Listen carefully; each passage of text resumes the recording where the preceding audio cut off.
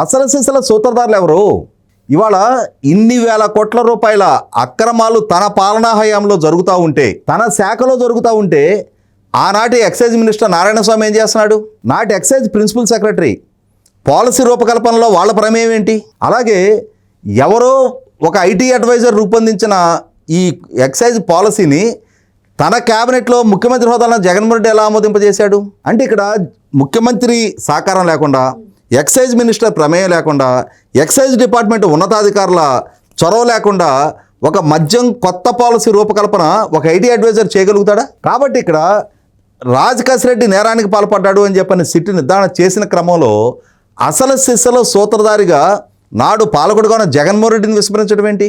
నాడు పాలకుడుగా ఆ కన్సర్న్డ్ శాఖ మినిస్టర్గా ఉన్న నారాయణస్వామి ప్రమేయాన్ని నిర్ధారించకపోవడం ఏంటి? కాబట్టి ఇక్కడ అసలు సిసల మూలాల్లోకి వెళ్ళి అసలు సూత్రధారుల ప్రమేయాన్ని నిర్ధారించే దిశగా విచారణ జరగటం లేదు. ఈ విచారణ ఇప్పటికీ రాజకేశ్ రెడ్డి వరకే పరిమితం చేశారు.